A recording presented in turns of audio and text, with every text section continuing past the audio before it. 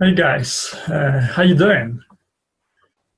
I want to tell you about how the process of actually acquiring any language works and why it hasn't worked out so far for you.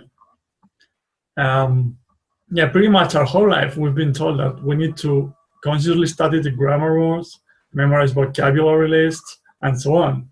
And then by what we call practice, someday we'll be able to actually use the language. The problem is that day never comes, right? Have you had that feeling? And it never comes because with that approach, we're actually consciously studying the language. And what does it mean? It means that we're ready to take any exams or grammar exercises in which we have all the time in the world in our classes. But whenever we go out to the real world, we can see that we just don't have the time to constantly think about everything we want to say. And that's why we can see that kind of hesitant style with a lot of pauses when someone speaks in a foreign language. And that's why they're trying to constantly remember or recall everything they learned in those classes, like those grammar rules, and they're trying to build sentences that way. And it's amazingly awkward, it's unnatural, whatever you can come up with. And yeah, I'll tell you more, guys, about it later on. But the process of actually acquiring a language works like that. We actually acquire a language whenever we understand what is being said to us. It sounds pretty obvious and simple, right? But yeah, the thing is that through comprehensible input, that's the key to everything. Through comprehensible input, we kind of process the language in our minds and build a mental representation of it. And with enough repetitions of comprehensible input in context, of course, our ability to produce or to produce output will eventually show up, little by little. And yeah, it's as strange as it sounds, that's just the way kids acquire their native languages. They'll listen to the language a lot of time. They listen to the language the whole time for, I don't know, year and a half or 2 years until they're ready to start speaking. And yeah, they actually listen to comprehensible input because their parents or friends or relatives make the effort to make it comprehensible through gestures, simple language, toys, etc. So again, we just have to take a look at the example of kids and their native languages because it works 100% of the time with them. I'm not saying we need to learn the language exactly the same way, but I think we should follow the same principles because they just work all the time. All right, so now I'm going to tell you a little bit about the problems of that traditional grammar approach as well. I mean, we've seen it and we've experienced it ourselves that it just doesn't work because whenever we go out to the real world, as I said, we just can't use the language because whenever we want to say something, we need to constantly think about everything we want to say, and it's painful and it's unnatural, and that's why that hesitant style that I was talking about shows up. So yeah, so the problems with that approach as well is that we're focusing on consciously learning the language, as I said, and all that is based on is memory and conscious learning, as I said, and as we used to do with our exams in high school or primary school or college, we just memorize several terms or several phrases, structures, and so on. But we're going to lose them because they're based on our memory. So instead, we need to focus on the part of receiving comprehensible input, and we're actually going to acquire the language subconsciously because that's how the process works. And we've seen it with kids, as I said. They listen to the language a lot of time, and they start processing the language in their brains until they're ready to start speaking. And it comes out naturally out of their mouth. So our goal here is for our speech to be natural and spontaneous, just like it is in our mother tongue. So yeah, so let's get back to those mistakes from that traditional approach, because we're focused on conscious learning. We also tend to correct our mistakes like all the time. I mean, we experience that in language classes, right? That whenever we wanted to say something, the teacher was there to correct us, and somehow it's gotten stuck in our subconscious mind as well. And yeah, whenever we're using a foreign language, or whenever we're hearing to someone, we're listening to someone speaking our foreign language, we're focused on form, we're focused on the mistakes, and we want to correct them. But what's the problem with mistake correction? First of all, it just doesn't work out, and I'm going to tell you why. It doesn't work out because, again, it's based on conscious learning. So the fact that I'm telling you that you made a mistake on this particular sentence doesn't mean you're going to get it right. That's what we think, but you're not going to get it. You're not going to get it right the next time. And yeah, that's a pretty good example with the English language.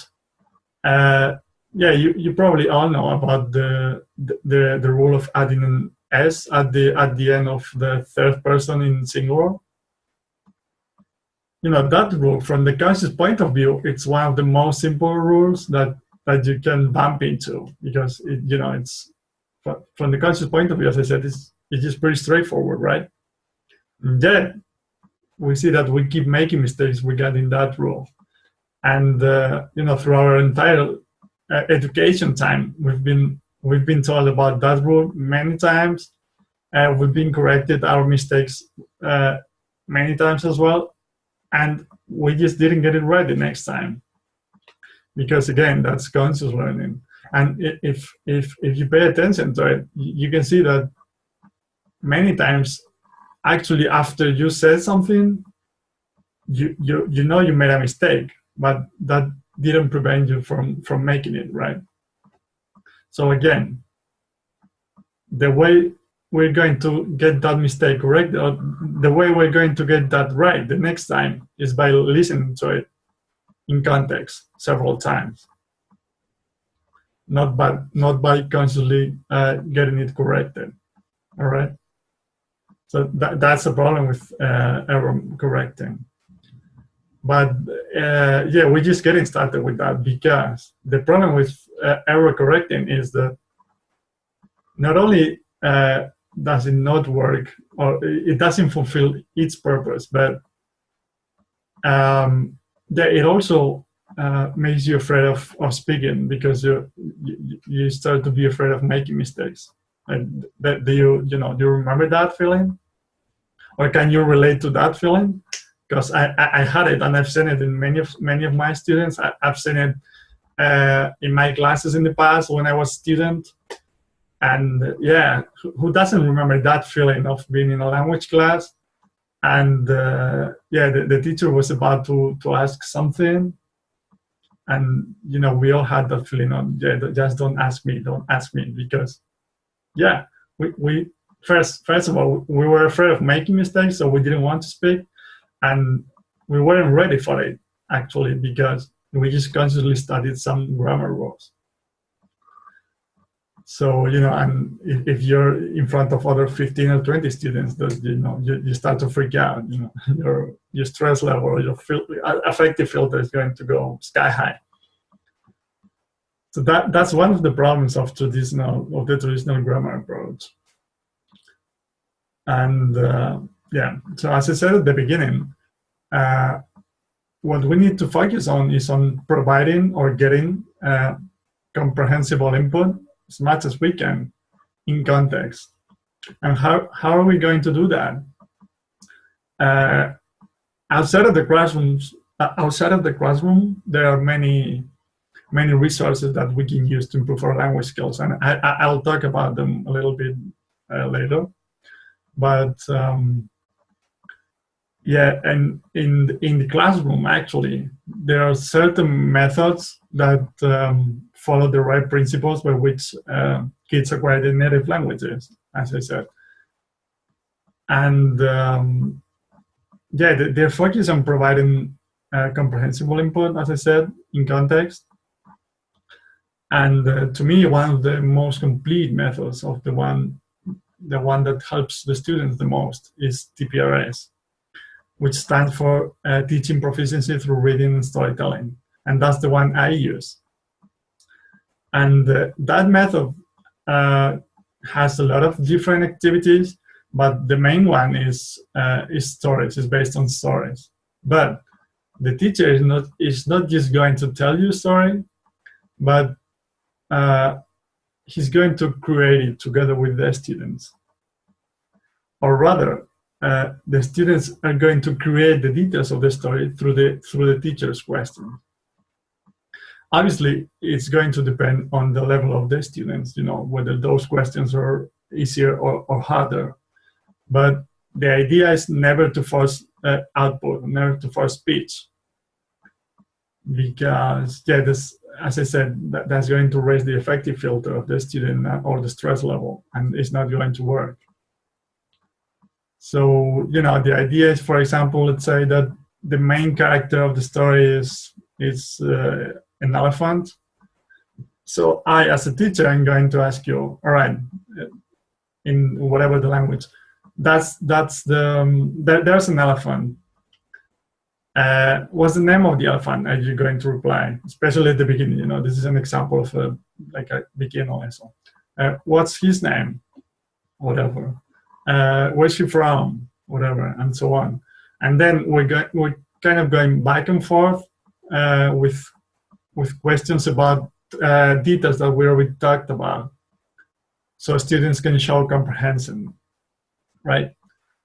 And yeah, the idea with these stories is to take the students' attention off of the language a little bit, and so that they can focus actually on meaning, on the message, on communication, which is the most important part, by the way.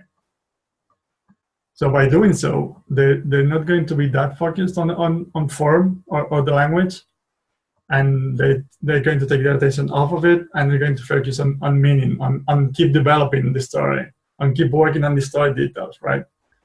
And and we're going to throw in personal details or details about things that those students like, so it's going to be pretty interesting for them. And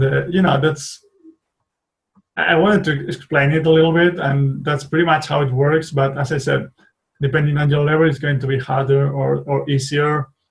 And yeah, the teacher is going to use gestures and and cognates that are words that sound similar in different languages, right?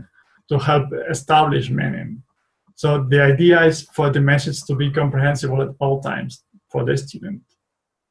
And in those classes, the target language is going to be used around 98% of the time. So it's a great idea, because the students are going to create a fair amount of comprehensible input, as opposed to a traditional grammar approach where the teacher just used his or her native language, and they would just make exams or do grammar exercises. So yeah, that's pretty much how it works. But I also want to emphasize an important difference between the traditional approach and this kind of new approach I'm talking about. But it's not actually new, it's just the way kids acquire the native languages, and it works 100% of the time. So in those traditional classes, we tend to force output from the very beginning.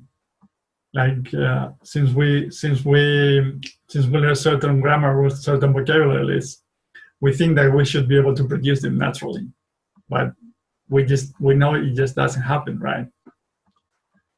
So with this new approach that I was talking about, the idea is never to force the speech, never to force output, because output is actually a consequence of having gotten enough comprehensible input before.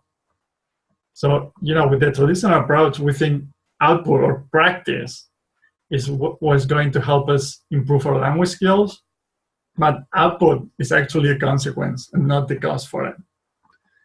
I think it's essential to that we understand that the language process works like that.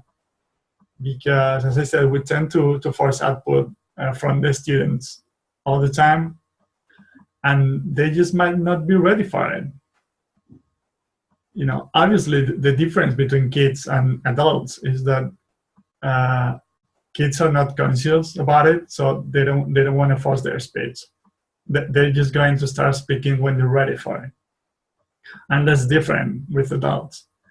And although I kind of understand, that we want to be able to speak as soon as possible, in the end, we just have to trust the process because we know how it works. We have examples of it every single day with kids. So, my advice is to focus on the part of getting comprehensible input in context. That's important. And that's how we're going to improve our language skills. Because we're going to process the language in our brain, and our ability to produce output is going to show up eventually. So, that's kind of a different approach, right? From, those grammar exercises and exams and conscious learning that we're all used to, right? And yes, as I said before, it's also important to keep working on our language skills outside of the classroom, because that's one of the differences with kids as well, that they have access to comprehensible input pretty much 24/7. And for us adults, it's just 2 or 3 hours a week that we go to language classes. So we also need to focus on keep working on our language skills outside of the classroom. And how can we do that? Pretty easy. We can do that by reading our favorite books, watching our favorite TV programs, making language exchanges with people from different countries. I mean, that's what I do. And believe me when I say it works. Obviously, as I said, it has to be comprehensible. So if you're just getting started with Russian, don't try to read Dostoevsky in the original version, because you're not going to be able to understand anything.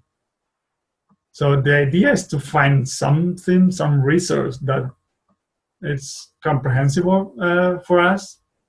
When I say comprehensible, I mean that we understand the message or what's going on. I don't mean that we need to understand every single word. And if we can find something like that, and something that it's also interesting for us, that's going to be a great resource. Because we're going to keep building our language skills, as I said, while we're having fun, while we're enjoying the process, while we're watching our favorite TV shows, or we're reading our favorite books, as I said, and we're talking with people from different countries. As I said, that's what I do. And right now I speak 5 languages. I'm working on my skills on some of those languages, plus an additional one, Italian, the sixth one. And believe me when I say that I don't waste a single minute of my time consciously studying the language, because it just doesn't work like that. We've seen it.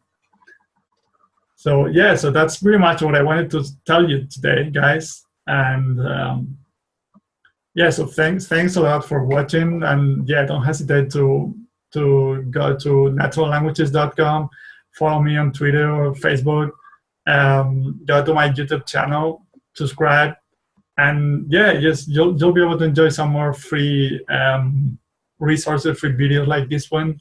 And I really hope it's helped you change your mind a little bit about how languages actually work, because we can now learn any language with the right principles, and that's an amazing thing to realize. I mean, it was amazing for me when I did realize that we could learn any language, like any language, with the right principles while we're having fun, as I said. So yeah, again, thank you for watching, and yeah, bye-bye. Thank you.